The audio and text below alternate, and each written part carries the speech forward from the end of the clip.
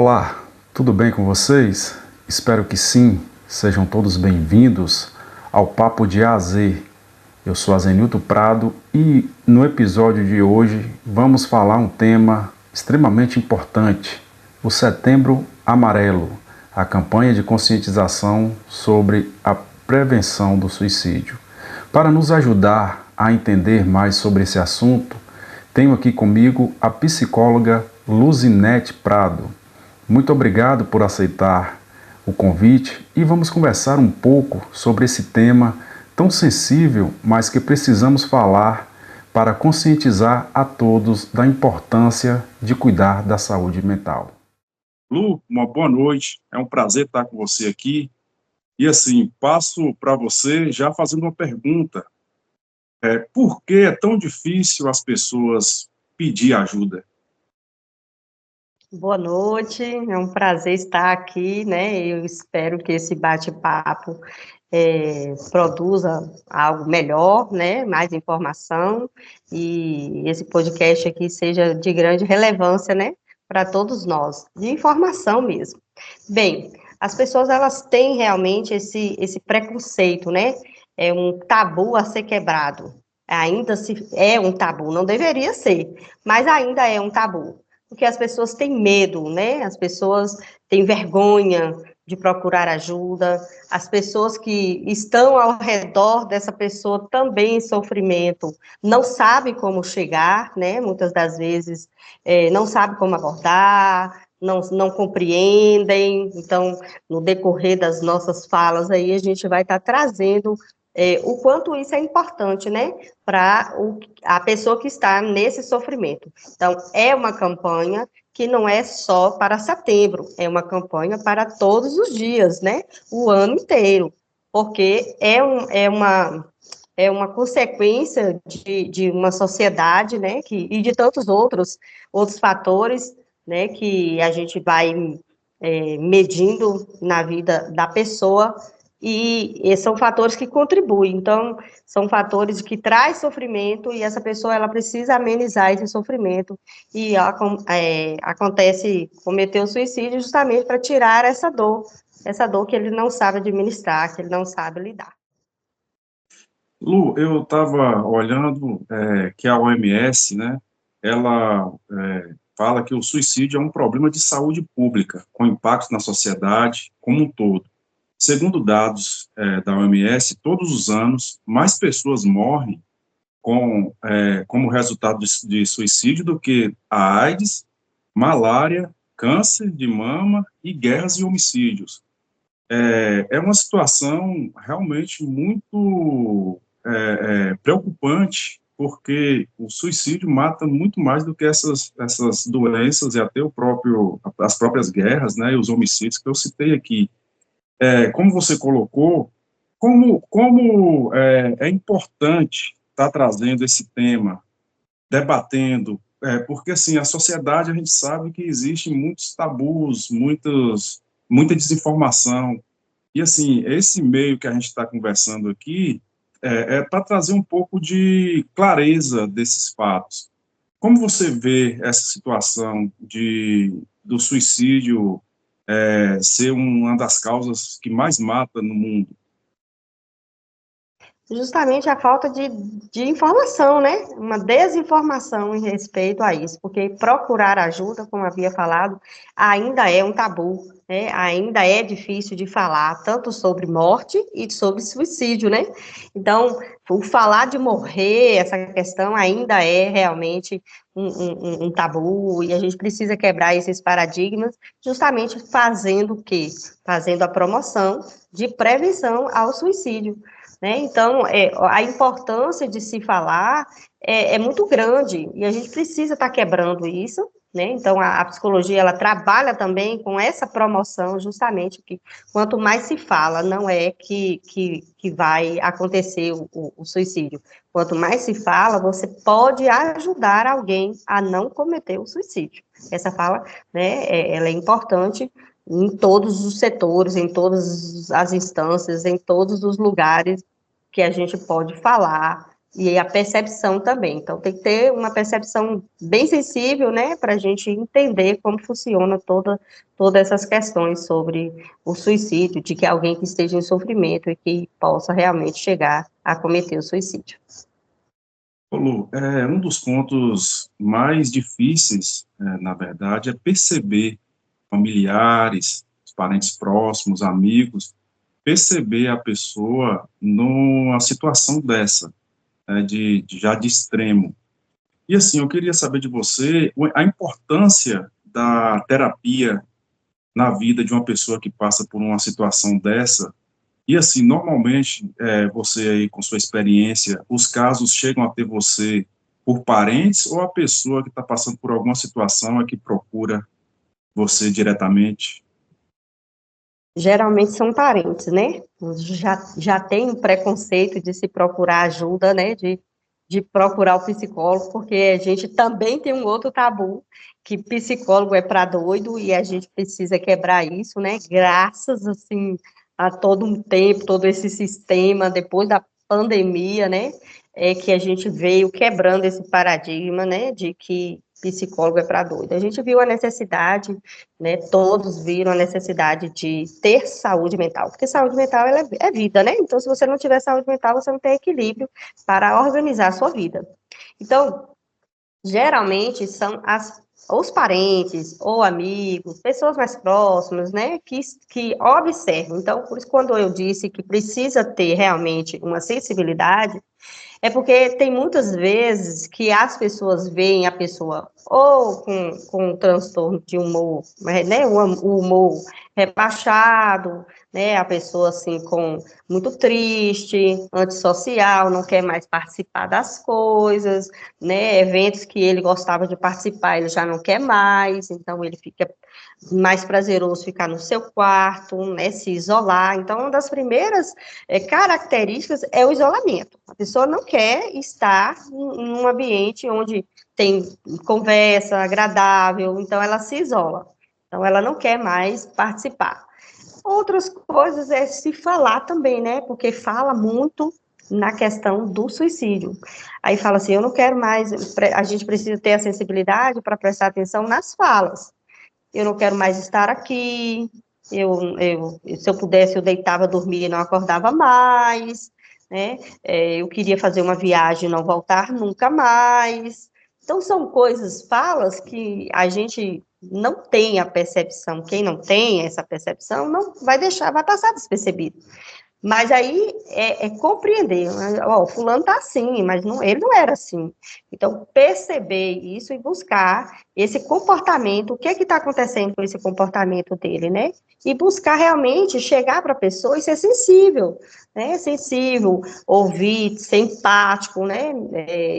Chegar para a pessoa e dizer o que está acontecendo, você precisa de ajuda, porque geralmente essas pessoas elas não vão procurar ajuda, elas não procuram ajuda, porque elas não conseguem administrar as emoções e é muito difícil reconhecer que ela está realmente no desespero, né, numa crise de ansiedade, numa depressão. Então, elas não compreendem isso. Então, quem tem que ter a percepção são os que rodeiam, né, os parentes. Então, geralmente, as procuras aqui acontecem com parentes, né, os parentes percebem e procuram ajuda, né?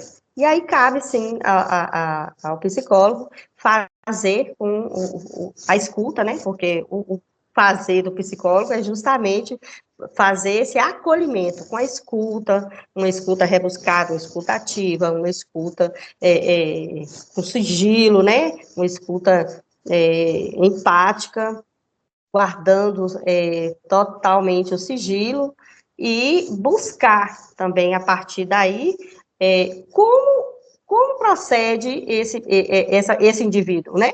Porque, assim, é um indivíduo que você tem que olhar o sofrimento dele, olhando também historicamente, culturalmente, socialmente, o meio onde ele vive, porque a psicologia, ela tem que extrapolar esse indivíduo, né? Então, ela tem que extrapolar as intervenções além do indivíduo. Ela tem que buscar justamente o que rodeia ele, as relações, na verdade, né? As inter-relações.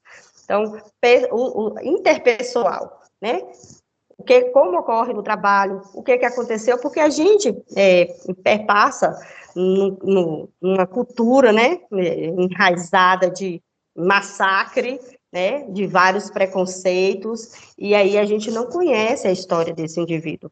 Então, o papel da psicologia é justamente isso, acolher, fazer essa escuta e fazer ressignificar tudo isso para o paciente, né? Então, esse sofrimento a gente tem que buscar de onde está vindo esse sofrimento. Então, juntamente com ele, porque a gente não conhece a história dele, ele que vai trazer isso para nós, e aí, juntamente com ele, a gente vai caminhar juntos para descobrir o motivo desse sofrimento. Porque hoje, se você for olhar, as pesquisas, elas indicam, né, que temos realmente um alto índice de suicídio, mas se você for buscar em outras pesquisas, a gente entende que entre 15 e 29 anos são os que mais suicidam, então são jovens.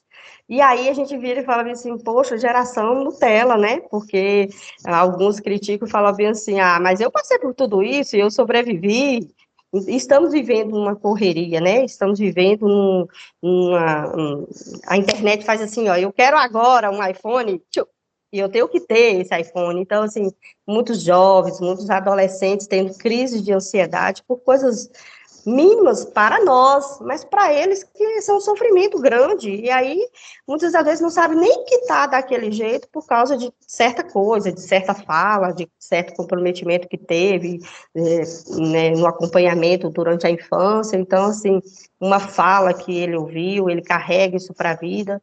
Então, assim, vai bem mais além, né, a questão do suicídio, ele vai bem mais além do que se imagina, né? A saúde mental é um fio, eu falo que é um fio desencapado. Então, se a gente não ficar igual a gente faz com os neurônios, que tem a baía de mielina para recobrir, a gente surta, né? Então, assim, a gente dá o curto-circuito.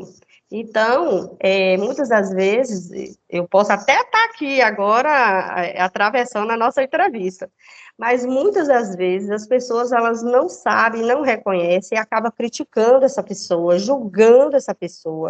Então, por isso que é realmente importante ter o acompanhamento profissional, né, de um profissional, e não só do psicólogo. Tem casos que vai haver necessidade de um psiquiatra, né, tem outros casos que a gente pode estar vendo multidisciplinar mesmo, de vários profissionais, né, muitos profissionais. Então, são casos que a gente precisa ter a sensibilidade.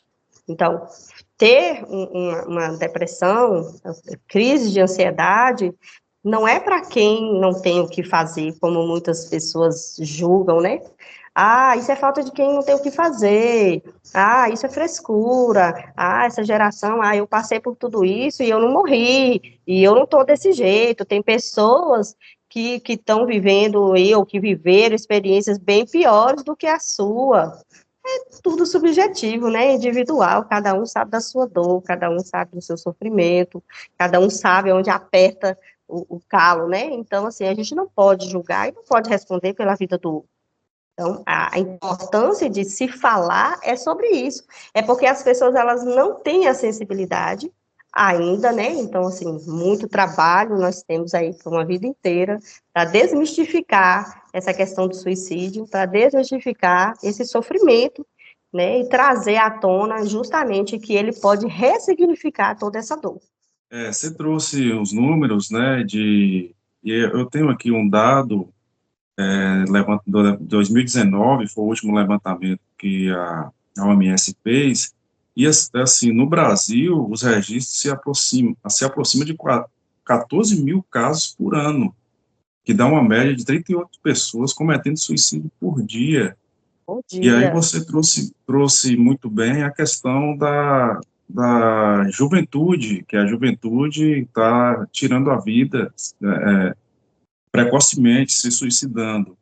E aí, dentro desse levantamento, dessa questão que você trouxe, eu queria voltar de novo só na questão do ponto da identificação, porque, assim, a gente, para os ouvintes, para as pessoas que vão assistir, fica claro que também é uma dúvida minha, porque a gente não, muitas vezes, eu já ouvi relatos de pessoas que falam bem assim, fulano tirou a vida, mas ele era tão feliz, vivia bem, porque muitas das vezes a pessoa não deixa transparecer a situação que está vivenciando ali dia a dia. E aí eu queria ouvir de você, assim, como o pensamento suicida, primeiro tem a depressão, tem alguma situação que frustra a pessoa, por exemplo, hoje a gente tem a questão da informação, como você bem trouxe, muito instantâneo, a gente tem muita informação, e ao mesmo tempo a gente é muito isolado, muito solitário. Como dá esse gatilho, assim, tem uma depressão antes? Como é que é isso? Vou tentar responder. Se eu não chegar onde você quer, você pode me dizer. Na verdade, essa pessoa ela tem um sofrimento, né? Então, assim, vamos colocar que ela tem uma dívida, né? E que a vida inteira ela batalhou para ter suas coisas e ela se viu endividada.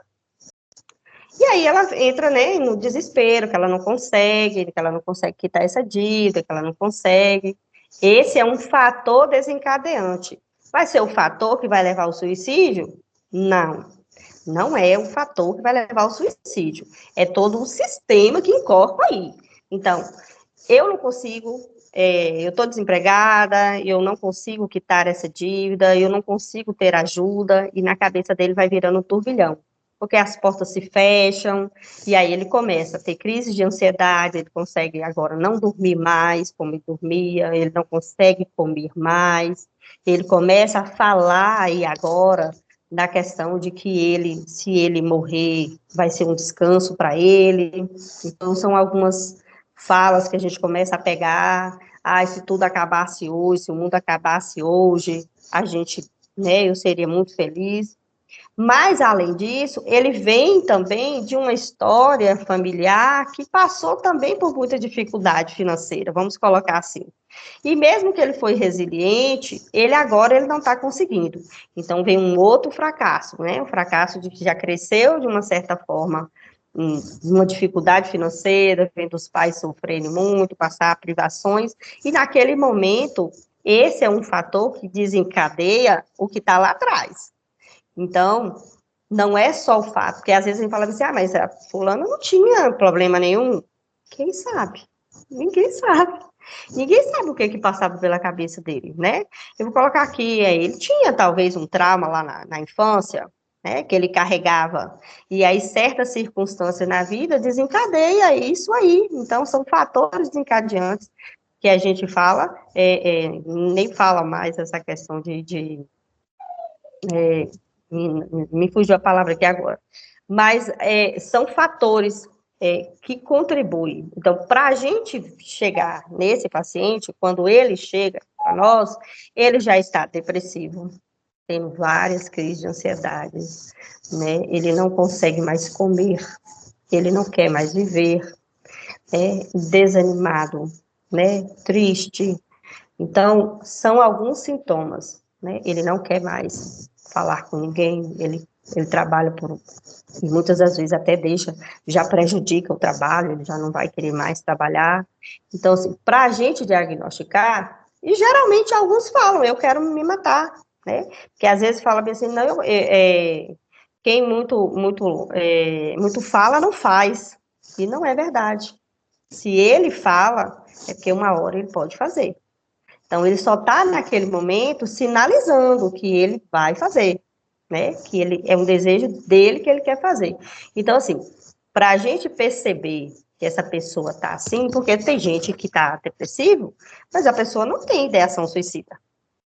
Mas a pessoa depressiva e que tem ideação suicida, ela quer tirar a vida. Então, em todos os momentos e oportunidades que ela tiver de falar com alguém, ela vai dar um insight, né? Ela vai falar. Então, assim, sintomas esses, justamente, apatia, tristeza profunda, a pessoa não dorme, às vezes fica estressada demais, às vezes você vê aquela pessoa, né, que era calma, que era tranquila, ela já começa a ficar explosiva, porque ela já não está aguentando mais, né, a panela dela já está estourando, então, assim, ou ela fica nervosa demais, ou ela se retrai, né, ou ela fica conversas. Então, assim, na verdade, é bem subjetivo. O que é para mim, não é para você. Então, às vezes, você vai se isolar, às vezes eu não vou, eu vou participar, vou estar ali sorridente, mas triste por dentro. Então, assim, é uma coisa que é bem difícil de detectar para uma ideação suicida, né? Então, assim, você detecta quando a pessoa começa a falar como é a sua rotina, né? E aí fala assim, não, hoje eu já não tenho mais vontade de sair para festas, hoje eu não tenho mais vontade de me socializar, hoje eu não tenho mais vontade de sair, então eu quero ficar só, para mim, eu quero ficar só, eu quero morrer, eu quero sumir dessa face da terra. Então, assim, são algumas falas, e alguns falam mesmo, eu tenho vontade de me matar, eu quero me matar, porque eu não aguento mais esse sofrimento. E ele acha que se ele se matar, ele vai conseguir matar a dor, né? Ele vai levar a dor com ele, mas não vai matar, porque, infelizmente, é uma coisa muito subjetiva. Então, a psicologia, ela vai tentar, né, ressignificar isso, esse sofrimento, o que traz esse sofrimento, por isso que a gente tem que buscar as inter-relações, né, essas relações de trabalho, familiar, o que traz, porque pode ser um trauma, pode ser um transtorno, então pode ser várias coisas na saúde mental que faz essa pessoa tentar, né, tirar a própria vida, né, tentar ter essa ideação mesmo suicida. Respondi? Respondeu sim, Lu. Muito obrigado. Sequência aí na sua fala, a gente, quando pensa na questão do suicídio, como você veio trazendo, pontuando, é sempre na visão de pessoas que já passou por algum, assim, vamos dizer que já vivenciou muitas coisas na vida, já teve decepções e frustrações. Mas, assim, como você mesmo trouxe um dado, a gente está acompanhando isso atingindo a juventude. Inclusive, eu tenho aqui um dado da Secretaria de Vigilância em Saúde, do Ministério da Saúde, divulgado entre 2022, que fez uma apuração de 2016 a 2021, que houve um aumento de 49,3% entre adolescentes de 15 a 19 anos e de 10 a 14 anos, quer dizer, crianças entrando na pré-adolescência se suicidando. O que explica, tem alguma explicação para esse comportamento, vamos dizer assim? Olha, as telas, elas veio, assim, para escravizar, na verdade, todos nós, né? Então, assim, volta e meia você vê, você está na tela, você vai fazer algo, olhar no celular, e aí quando você vê, você já está em algum aplicativo, vendo alguma rede social, e isso não é diferente com as crianças e adolescentes, né? Então, assim, temos muitos joguinhos, tem muitos aplicativos que prendem a atenção, muitos vídeos que prendem a atenção das crianças e de todos nós. Então, a exposição a telas, ela tem um grande fator contribuinte para que isso aconteça, né? Eu não sei se você chegou a ver, e eu acho que todo mundo viu um vídeo recente de uma adolescente que queria que a mãe desse um iPhone, já um iPhone mais atual, que ela tinha um iPhone 11, e aquilo ali repercutiu, acho que ela estava numa rodoviária, no shopping, não me recordo mais. Mas imagine o nível de saúde mental dessas crianças, que são bombardeadas o tempo todo, né, por informações, por aquisições que você tem que ter, né, e a gente fala assim, eu vou falar para mim, eu tenho duas filhas, e eu tenho uma filha menor que chega para mim e fala assim, mãe, compra tal coisa para mim, que eu vi na internet. Então, assim, a gente precisa se policiar, né, e isso não está diferente, não acontece lá, acontece na minha casa, acontece na sua, vai acontecer, e acontece em várias casas, justamente nessa questão de saber conversar, de saber dialogar e dizer, não, aí a gente não pode, porque não é assim, nós não vivemos o mundo da internet. O que acontece também quando essa pessoa tenta o suicídio? Até, às vezes, é por um iPhone que ela queria ter, e ela não tem, as amigas têm.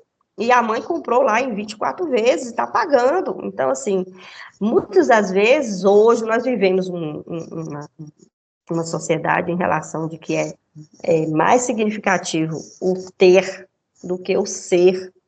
Não se prega mais essa questão de você tem que ser íntegro, você tem que ser responsável, você tem que ser inteligente, você tem que ler mais, você tem que estudar mais. Não, você precisa ter um iPhone, você precisa ser uma blogueira, né? Então, assim, então, como é que se diz? Invertendo valores de uma certa forma. Pais que saem para trabalhar, né? Então, são os pais presentes, ausentes, que estão em casa, porque muitas das vezes está na tela, está no computador, está preparando um trabalho, mas acha que está presente, né?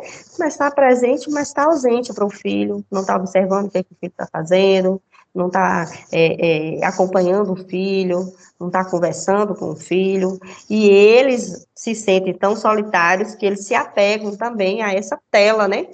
E aí acabam se viciando e vira um ciclo vicioso, e tem vídeos e tem jogos que você paga para jogar, e você paga para comprar tal coisa no jogo. Eu não entendo muito, né, mas eu ouço e eu acompanho alguns que é assim, e acaba gastando o dinheiro da mãe, pegando o cartão da mãe, e aí vira assim um consumismo exacerbado, né, e que muitas das vezes não consegue ter, assim como a pessoa que é prometida. Nós vivemos uma mídia, de uma certa forma, que prega para a gente que a gente tem que estudar, né, tem que empreender, tem que ter, tem que ter, tem que ter, tem que fazer.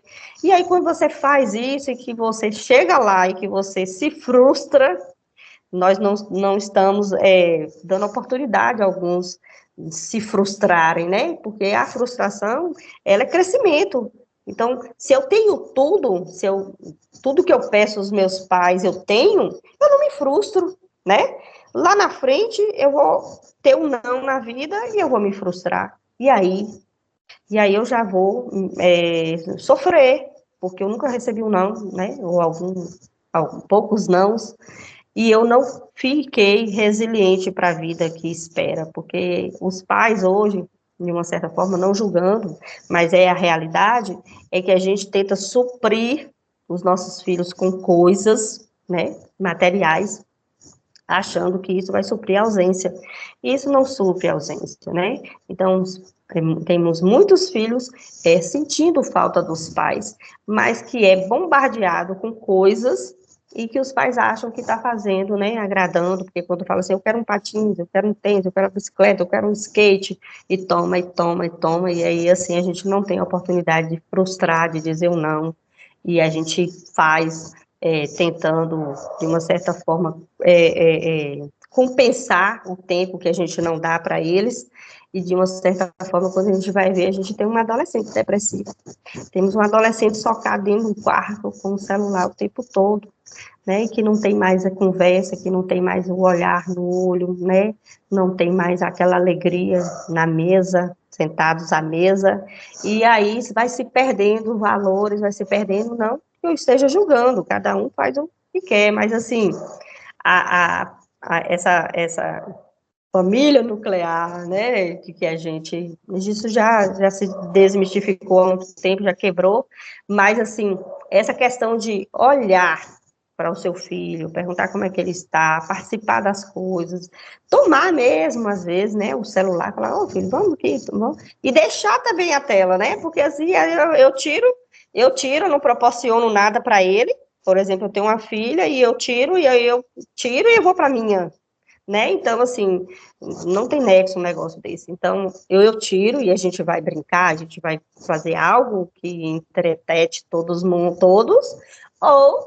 eu não tiro. Então, se eu for tirar o celular dele, né, a tela, seja o que for de tela, eu preciso propor algo mais interessante do que a tela, né? E hoje se perdeu muito isso, né? Os pais não têm mais esse prazer que o celular dá, né? Então, eles preferem estar ali no celular, assistindo vídeos, assistindo as coisas, e que traz essa noção de consumismo, e que eu tenho que ter, mas se frustra. Então, é o que acontece conosco também, adultos, porque a gente empreende, a gente estuda, a gente batalha, e quando chega lá na frente, se você não não ser resiliente, você se frustra, fica depressivo com as perdas, com as coisas que você não conseguiu, e você não consegue administrar, e aí vem, assim, realmente querer, né, acabar com a vida, querer realmente destruir sua vida, porque ela não vai ter mais significado, você batalhou tanto, você, né, e você não conseguiu. Então, o que que a mídia prega é justamente que você tem que estudar, tem que empreender, você tem que ter.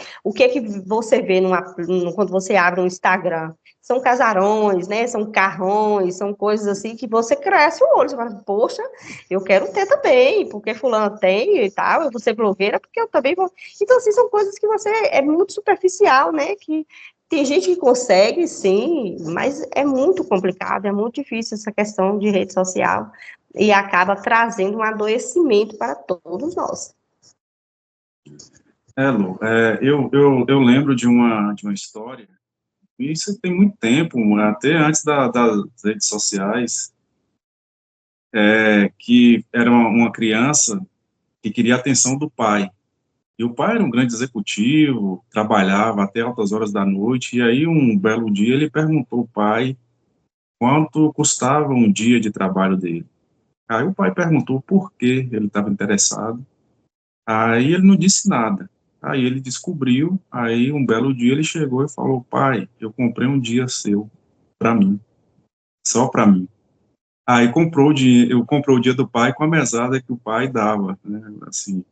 E aí essa história ilustra muito bem o que a gente vive hoje, porque a gente tem essa questão que você citou de ter que correr atrás, de ter que correr atrás, de não parar, e infelizmente o tempo é uma coisa que não volta.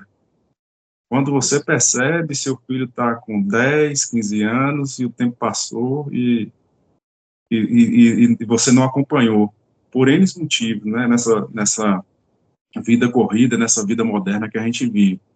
Aí eu queria ouvir de você, você já deu os conselhos aí, mas eu queria ouvir de você o seguinte, somos nós, e aí eu vou incluir, porque eu também sou pai, somos nós que estamos falhando com nossas crianças, ou de fato o mundo está diferente, devido a tanta informação, devido à tela, à facilidade? Bem, eu creio, sim, que não somos nós que somos diferentes, que estamos diferentes, né? Eu falo também para me incluir, que eu sou mãe, mas é um sistema, né, dessa modernidade que nos leva a ficar assim.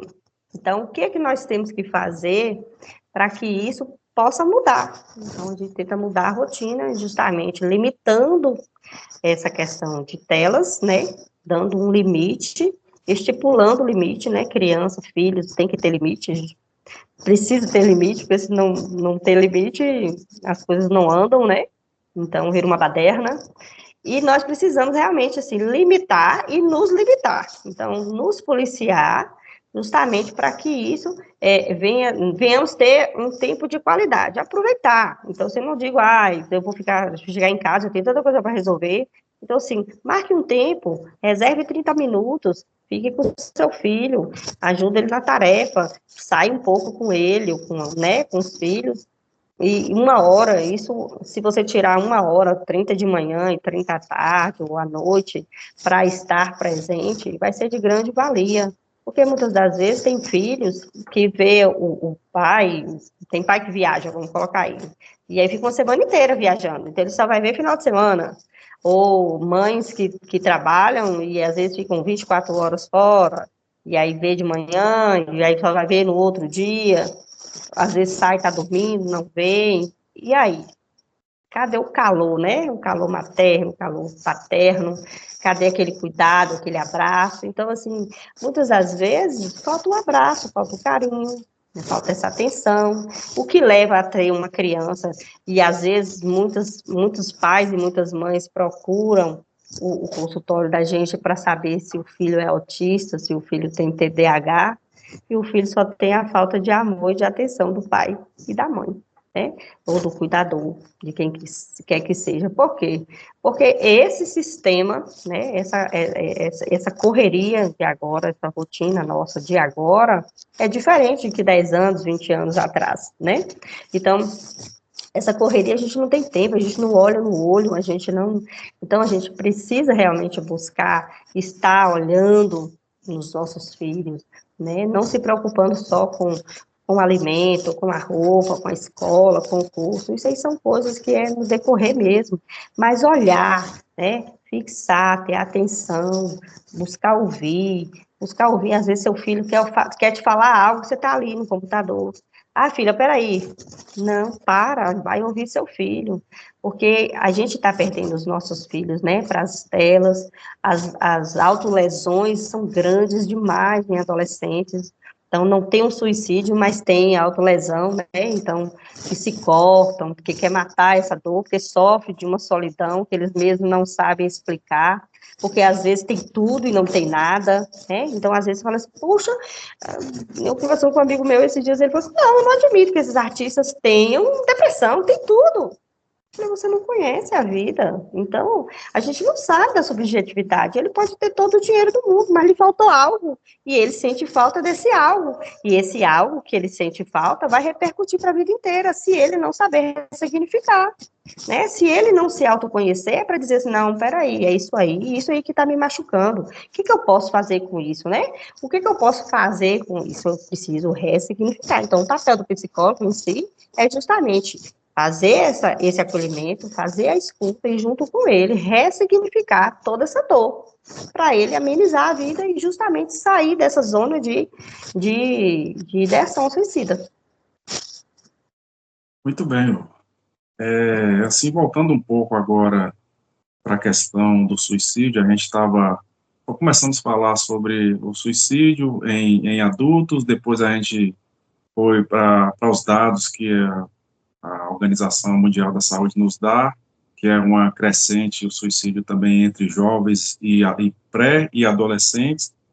Mas eu queria ouvir de você o seguinte: a sociedade, muitas vezes, você já trouxe isso aqui, que julga muitas pessoas. O ser humano, ele é de julgar muitas pessoas. E, assim, tem alguns mitos sobre a questão do suicídio que você gostaria de nos dizer, esclarecer? Tem, né? Na verdade, um dos mitos, vou falar aqui dois, mas assim, um dos mitos é justamente esse de quanto mais se fala, mais incentiva o suicídio, né? Então, não, gente, quanto mais a gente fala sobre a prevenção do suicídio, é necessário se falar, é necessário se conhecer todos os sintomas, como chegar, como abordar essa pessoa que está em sofrimento, né? Como oferecer ajuda, como levar essa pessoa a ter ajuda. Por quê? Porque se ela não conhece, ela vai continuar sofrendo e ela vai acabar realmente cometendo suicídio. Então, quando a pessoa detecta, né, o parente detecta, o amigo, o colega de trabalho detecta, porque você precisa. Muita gente tem sensibilidade para isso. Poxa, fulano era alegre, fulano saía com a gente, e agora não está, está acontecendo alguma coisa. Então, geralmente, num grupo de tanto familiar quanto de trabalho, vai ter sempre alguém sensível para observar. Então, se essa pessoa que é sensível para observar o quanto essa pessoa mudou, é buscar realmente chamar essa pessoa, oferecer ajuda, perguntar, né, se ela quer se abrir, se ela não quiser, procurar se ela quer ir mesmo na busca de um profissional para falar, né, então, porque às vezes a pessoa ela não confia em dizer por que ela está assim, no sofrimento, né, às vezes a pessoa vai se sentir invadida, mas saber chegar nessa pessoa, né, com empatia, e dizer assim, oferecer ajuda, eu estou aqui, né, eu estou aqui para te ajudar. Então, esse é um dos mitos. Então, quanto mais fala, a gente não vai incentivar o suicídio, não. A gente vai incentivar a prevenção. O outro mito é aquele que muitos a maioria que comete o suicídio, eles falam que todos que cometem o suicídio é que tem transtorno, né? Não, não, não, não, não. Vamos quebrar isso. Tem muita gente aí não mentalmente saudável, mas que não tem transtorno e que por algum fator desencadeante ele vai cometer o suicídio, sim, porque ele não está sabendo administrar suas emoções. O outro mito é aquele justamente de que quem muito fala não faz, ele vai fazer. Então, uma hora ele fala, ele vai dando uns spoilerzinhos de vez em quando, soltando algo, ora ali, ora acolá, e aí Ele é como se fosse, se estivesse avisando, né? Eu vou cometer, eu vou fazer. Tem muitos que falam, né, o tempo todo e não faz, mas ele fala assim, só faz, cão que late, não morde, né? Então, assim, a gente precisa ver e ter essa sensibilidade que uma hora, de tanto ele falar, ele vai fazer. Então, tem muita gente, igual você falou, que não expressa nenhum sofrimento, é muito espontâneo, muito alegre, e tá muito sorridente, e quando você vê, fulano se suicidou. Como? Né? Então, assim, quando você vai investigar, ele deixou vestígios, né? Mas fulano falou no trabalho, que e tal, fulano começou de um tempo para cá, de uns 6 meses para cá, a ficar muito triste, não falar mais com ninguém, entrar lá no campo, fazer o serviço dele, ir embora, não querer participar. Aí fulano começou a falar que se ele morresse estava tudo bem, que seria um descanso. Então, são falas, são coisas que a gente precisa realmente ter essa sensibilidade para detectar. Não é o que acontece comigo vai acontecer com você, então, assim, é bem subjetivo, eu não vou encontrar todas as falas, né, eu posso encontrar só o isolamento e tá tudo bem, ou eu posso encontrar várias coisas em uma mesma pessoa, né, que dá mesmo um indicativo, e alguns é só isolamento, alguns é só retraimento mesmo, ele não vai mostrar tristeza, ele só simplesmente ele se isola em relação assim, eu não vou sair mais, as pessoas convidam, os amigos convidam, não tô afim de sair, e ele vai protelando essa saída, e aí acaba realmente, quando você vê, ele já tentou o suicídio, e às vezes consegue. Ô, Lu, e assim, em relação à questão, por exemplo, a gente tem acompanhado muito no noticiário de, principalmente, casais, ou quando não, normalmente é o homem que tira a vida da esposa, ou da esposa, ou da companheira, e tira a própria vida. Esse suicídio, ele tem alguma relação prévia, ou ele pode ser considerado ali do momento mesmo, que perdeu a razão ali, momentânea, e pelo fato de ter cometido um homicídio, termina cometendo suicídio? Geralmente, se você for olhar para a via investigativa, é mais que ele cometeu, ele não quer pagar aquilo, né? Ele não quer, ele acha que aí ele vai acabar com esse sofrimento dele se matando, né? Então ele comete o suicídio. Essa é a linha investigativa. Mas a gente precisa ver a história, né? A linha dele anterior, né? Será que já era uma pessoa que já estava depressiva? Né? Então, a gente tem que buscar isso aí. Às vezes, a pessoa que estava depressiva e que a esposa fez algo e que não lhe agradou, lhe decepcionou, houve traição, houve enganação, e aí ele vai, sim, a dor dele é essa, eu vou matá-la e vou morrer, e aí o sofrimento da gente vai acabar. Né? Então, assim, tem que ir por essa linha de que algo estava acontecendo, né? Então, assim, acredito que ninguém em sã consciência vai tirar a vida de alguém, né? Se não houve nada, e depois se suicidar. Então, creio, né, penso, como manda a psicologia a ciência, a gente acha, sim, no decorrer, que há algum transtorno, né? Há algum problema aí que mal resolvido e que ele achou que resolveria dessa forma. Então, penso assim como a psicologia prega. Não, ninguém tira a vida de ninguém em sã consciência, né? Uma saúde mental boa. Ninguém. Eu quero mais é viver, né? Então, por que eu vou tirar a vida de alguém? Vou me prejudicar? Vou me tirar também desse mundo? Então, algo está de errado. Outra situação comum também que a gente acompanha é a pessoa que se desloca, e aí, ou da casa ou do trabalho, para um ponto específico para tentar o suicídio. A gente vê pessoas que se suicidam em pontes, viadutos. Assim, o dia dessa pessoa, será se ela já passou martelando aquilo ali durante o dia, ou foi uma decisão ali de sair e falou, não, hoje eu acabo, não quero mais? provavelmente ela vem detalhando isso e planejando há muito tempo. Ela não faz de uma hora para outra, né? Quem comete o suicídio, ela vem martelando o tempo todo, aí, há uns 6 meses, 8 meses, há um ano, até, se ela não conseguir ajuda, e ela vem planejando como vai ser o suicídio, né? Então, tem gente que prefere se enforcar, né? Tem gente que prefere se jogar numa ponte, né? Vários outros estilos, atirar, né? Então, assim, por tiro mesmo, de arma branca, de arma de fogo. A maioria são esses, os suicídios, né? Ninguém pega uma figa e enfia uma faca, é muito difícil. Só quem realmente tem transtorno, alguém, e aí tenta com arma branca. Mas geralmente é arma de fogo, enforcamento, né? Ou se jogar na frente de carros, essas coisas assim. Então, geralmente, ele planeja. Então, ele não executa de uma hora para outra, não. Ele planeja essa ação. Então, ele planeja e ele ainda dá uns spoilerzinhos, né? Quem tem acompanhado pessoas assim, eles planejam, às vezes alguns preferem escrever, deixar na carta, outros já cuidam de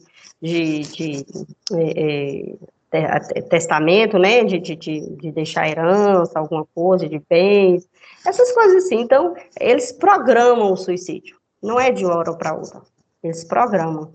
Então, assim, estudam como vão ser. Então, quem sai de casa, geralmente, é para evitar o sofrimento das pessoas que estão em casa, né? Então, ele ainda tem uma preocupação com as pessoas que estão em casa. Ele quer matar a dor, mas ele acha que aquilo ali, fazendo em casa, vai ser uma dor maior para os que vão ficar, né?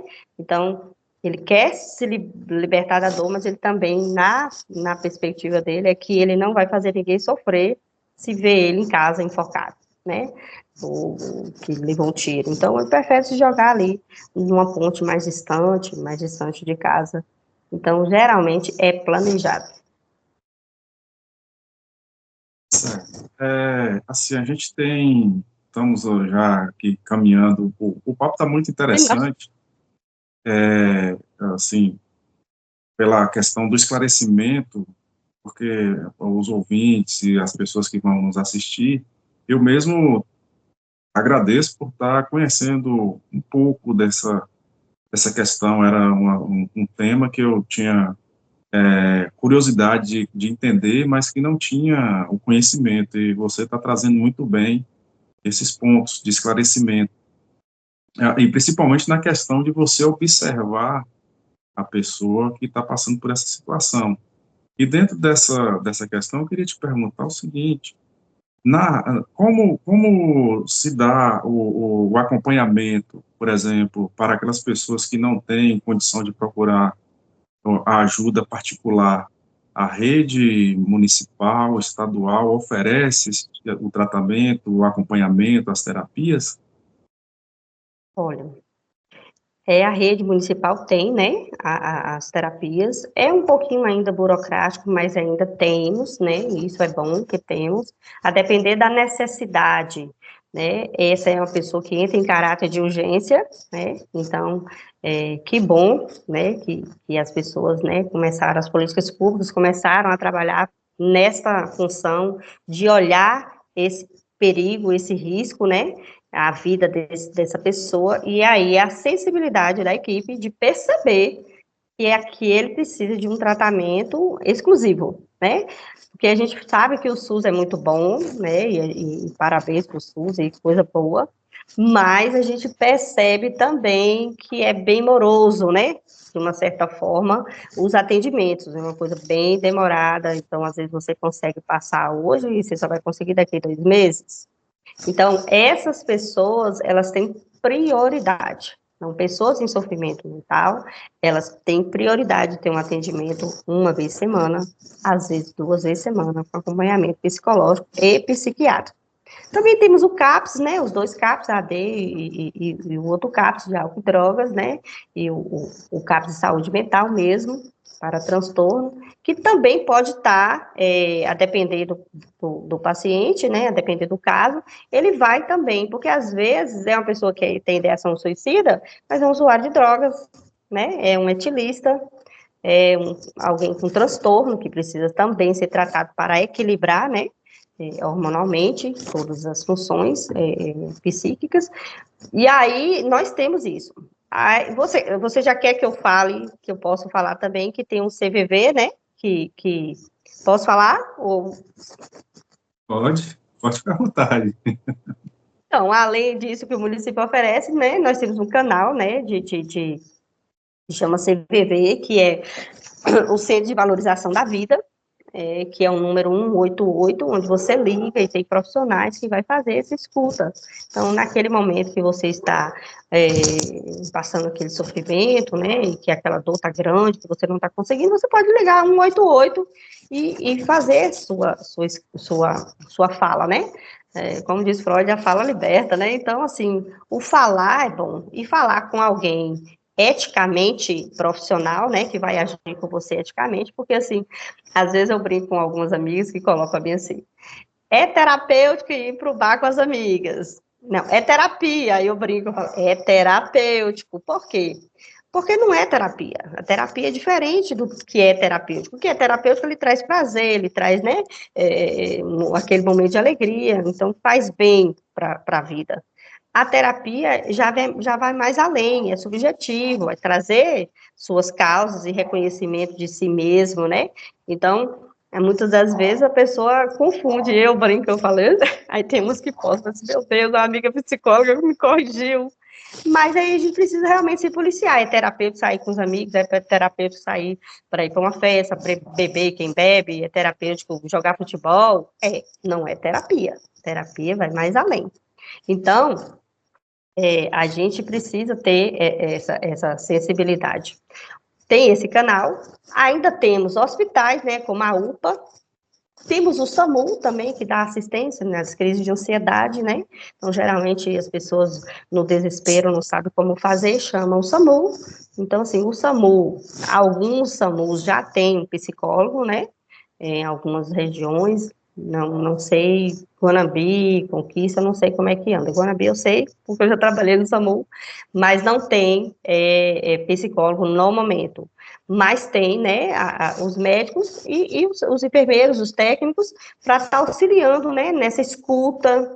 Muitas das vezes a pessoa está ali, ela mora só, ela está no sofrimento, ela não tem ninguém falar, e aí chega o profissional e a pessoa desaba, né, ela fala, mesmo que ela não compreende, mas, assim, o profissional, ele está ali como profissional, né, eticamente, ele vai ouvir, vai escutar, e aí, a depender, vai administrar alguma medicação ansiolítico, né, ou algum medicamento para amenizar e organizar o humor dela e conduzir para um psiquiatra, conduzir, né, para um psicólogo, para as terapias. Então, assim, nós temos canais, né, então temos a CVV, temos a UPA, temos os CAPs, justamente, o CAPS, gente, como diz a psicoterapia, o psicólogo não é para doido. O CAPS também não, o CAPS é assistência à saúde mental. Então, a maioria das pessoas tem um maior preconceito em relação a CAPS, né? Lógico que é voltado para pessoas assim, mas que também pode estar dando um suporte para pessoas que estão no sofrimento naquele momento, sem ter nenhum uso, né, abusivo de drogas nenhuma. Você falou nessa última passagem sua, Lu, sobre a questão do profissional ouvir sem ressalva, sem julgar, sem condenar aquela pessoa que procurou ajuda. Mas eu queria ouvir de você qual o conselho que você dá para a família quando, no meio de toda essa dificuldade de procurar ajuda, de estar lá no seu campo, a pessoa que está passando por esse sofrimento, chega a ter um familiar e fala, eu preciso de ajuda. Qual a ação imediata que essa pessoa da família precisa ter para não perder esse tempo? Porque quando a pessoa chega a expor que está precisando de ajuda, já é uma situação quase extrema. Isso. Geralmente eles não pedem, como eu já havia falado. Você vê que eles estão no sofrimento, mas eles refutam o tempo todo o tipo de ajuda. Então, quando chega e reconhece que realmente precisa, porque assim, a terapia não vai servir de nada se você chegar para mim e falar assim, eu não quero terapia. Né? Você primeiro precisa reconhecer que você precisa da ajuda. E aí sim, aí o papel do psicólogo é justamente fazer com que caminhemos juntos na mesma estrada, né, se redescobrindo de certa forma e ressignificando todas as suas demandas. Mas o parente, a primeira coisa que ele tem que fazer, a priori, é marcar com um psicólogo. Porque o psicólogo, ele vai ver realmente a necessidade de só terapias, ou se precisa de um acompanhamento psiquiátrico, né, para alguma medicação de regulação, ou outros profissionais. Então, geralmente, psiquiatria e psicologia, né? Então, se está muito agitado, se está muito tendo crise, é um psiquiatra. E depois a psicoterapia. Então, é um caminho lado a lado com o outro. Então, a primeira coisa que esse parente tem que fazer é justamente escutá-lo sem julgar. Porque o que acontece? A gente percebe, e tem gente que chega no nosso consultório que fala bem assim, fica falando que eu sou doida, fica falando que eu não tenho uma roupa para lavar, que eu não tenho o que fazer, e a gente não pode fazer isso, né? Então, a escuta é eu escutar e ele dizer assim para mim, eu não estou bem, né? E meu irmão chega para mim e fala assim, está acontecendo alguma coisa, eu não estou conseguindo dormir, eu estou triste, eu estou desanimado, tem alguma coisa acontecendo comigo, eu não sei o que eu faço, porque ele não sabe realmente o que está acontecendo. Então, acontece um turbilhão de emoções e ele não sabe o que está acontecendo. Então, ele vai perceber, e aí ele vai perceber e dizer assim, não, eu preciso de ajuda. Então, quando ele chega e fala, a pessoa vai falar assim, tudo bem, então tá, você acha que é bom a gente marcar um psicólogo? Você prefere um psicólogo? Então, vamos para o psicólogo, lá o psicólogo vai dizer para você vai conversar com ele, né, e aí ele vai dizer se realmente você precisa de outros acompanhamentos, mas a priori, vamos no psicólogo, né? Então, vamos ao psicólogo. A ajuda que ela tem que fazer é essa, sem julgar, sem dizer que ele não tem o que fazer, sem medir que ela já passou por coisas piores do que esse problema que ele está passando, está enfrentando, porque isso não ajuda, né? Isso só atrapalha, isso só faz a pessoa ficar mais depressiva, mais triste e não querer até a ajuda dessa pessoa. Então, vamos incentivar a relação de uma escuta, né, ativa, sem julgamentos, né, e que sejamos éticos, né, não é só os profissionais que têm que serem éticos, mas a gente também, como familiar, ser ético, de dizer assim, poxa, fulano, né, chegou para mim, me falou assim, eu não vou espalhar para a família inteira que ele está precisando de ajuda, vamos a priori aqui agora, oferecer ajuda e levar ele, e ele entender que eu estou com ele para isso. Porque se ele não achar esse suporte, ele não vai conseguir. Ele precisa do suporte da família, precisa do apoio da família. E muitas das vezes ele não acontece. É a mesma coisa com o usuário de droga, a mesma coisa com o etilista. Então, se eles conseguem achar um apoio em alguém, eles vão fazer por essa pessoa. Pode até não fazer por eles, mas eles vão fazer por essa pessoa, dizer, poxa, o fulano está aqui incentivando, né? Então eu vou fazer porque vai valer a pena. A gente tem que pensar assim. Muito bem. Lu, a gente está chegando no final do nosso podcast. Foi um prazer te receber aqui. Muito obrigado por ter aceitado o convite. Foi muito legal discutir esse tema assim, no sentido de esclarecimento, esclarecer as pessoas, desmistificar muitas situações que a sociedade enxerga. E eu queria ouvir de você, suas considerações finais, o conselho que você dá para alguém que vai ouvir esse podcast que está passando por uma situação dessa, ou de depressão, ou que tem esses pensamentos. Aí eu queria ouvir de você um conselho para essas pessoas que possa nos ouvir em algum determinado momento, e aí vai ficar com essa palavra de incentivo sua. Informações, né, bem relevante para a nossa sociedade, né, para todos nós. E, assim, o que eu penso e eu acho é que a vida vale a pena, né? A gente vale a pena viver. Então, o porquê sofrer se a gente pode procurar uma ajuda? Se temos profissionais qualificados, né? Então, você procura uma pessoa qualificada para que realmente você consiga lidar com suas demandas e consiga resolver suas demandas. Mas, a priori, a viver é importante. Bem, eu percebo que as pessoas, elas têm um medo de procurar o profissional. Então, vamos perder esse medo, vamos ter coragem, porque a psicoterapia é para quem tem coragem, quem tem ato de coragem, eu costumo dizer, né, de aprender, de dizer assim, poxa, eu preciso lidar com as minhas emoções, eu sou mais forte, né, do que isso, e eu preciso aprender a lidar com elas, ressignificar o que tem aqui para minha vida, o que é que eu posso fazer com tudo isso, para que eu consiga levar minha vida adiante. Então, buscar a ajuda profissional é importantíssimo para você que está passando por algum sofrimento, por alguma dor, por alguma dificuldade, né? De administrar a sua vida, administrar as suas emoções. Então, a gente precisa mesmo buscar essa ajuda. Então, meu desejo é que você que está passando por algum sofrimento, né? Por alguma dor, existe esperança, né? Ligue 188, procure um profissional, procure alguém, UPA da sua cidade, procure serviço social, né, desses lugares públicos, para que você consiga um atendimento psicológico, né?